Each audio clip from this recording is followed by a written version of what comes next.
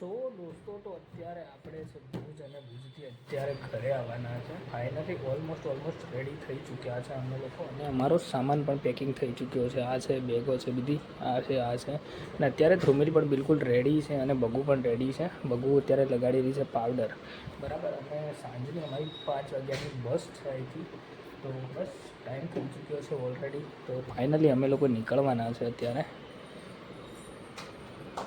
Ready? Yes बगू ready, all done. So દોસ્તો તો અભી બસ તૈયાર છે, નીકળી ગયા છે, નીચે આવી ગયા છે ઉપરથી, બરાબર છે. અહીંયા આગળ આવે છે ધ્રુમિલ ને બગ્ગુ ને ભાભી લોકો, બરાબર છે. હજુ એ લોકો ઉતર્યા નથી, હું બધા પહેલાં નીચે ઉતરી ચૂક્યો છું. બસ એમની વેટ કરીએ, આવે એટલે રિક્ષામાં નીકળીએ બસ સ્ટેન્ડ જવા માટે, બરાબર. ફાઇનલી ભાભીને બગ્ગુ આવી ગયો. ધ્રુમિલ કઈ ગયો? પાછો ગયો ઉપર.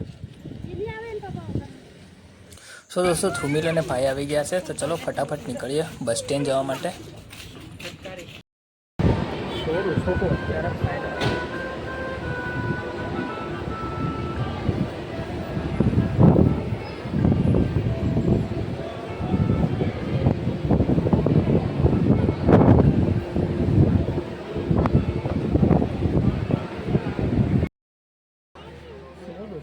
ફાઇનલી બસમાં બેસી ચૂક્યા છે આપણે.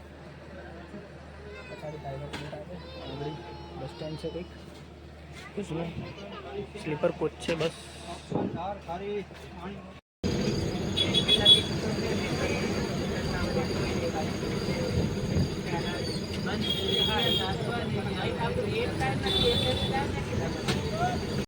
મિત્રો અત્યારે ફર્સ્ટ નંબરના સ્ટોપેજ પર બસ ઊભી રાખી છે ને લગભગ વાગ્યા છે અત્યારે 7, બરાબર છે. અને આ કંઈક હોટલ છે, બરાબર છે. ત્યાં લોકો ખાઈ રહ્યા છે આઈસ્ક્રીમ અને કોન એવું ખાઈ રહ્યા છે.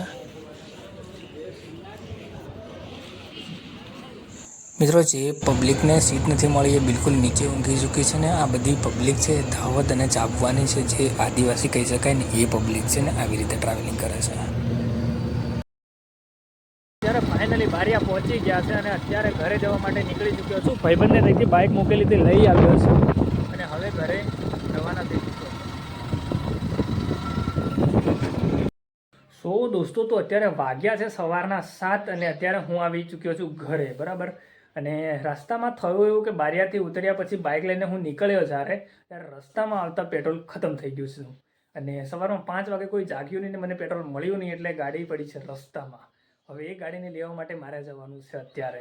તો બસ ઓલમોસ્ટ રેડી છું, તો ચલો જઈએ. તો મિત્રો તો ફાઇનલી અત્યારે ગાડી લઈ લીધી છે મેં, બરાબર છે. અને અત્યારે ફાઇનલી બારિયા જઈ રહ્યો છું. બારિયા આવી ચૂક્યો છું એટલે અહીં આગળના વડાપાવ ખાવાની પાછી થોડીક મજા આવે એટલે એની વડાપાવ ખાવા માટે આવી ચૂક્યો છું. અને આગળ સમોસા પણ લઈ લીધા છે આપણે, એટલે આજે થોડું ઘણું નાસ્તો કરવાનો છે. બારિયાના બહુ દિવસ પછી આવ્યા છું એટલે. તો દોસ્તો તો અત્યારે ફાઇનલી ઘરે આવી ચૂક્યો છું અને કેપેસિટર લાવવાના હતા તો લઈ લીધા છે. આપણો પંખો નથી ચાલતો,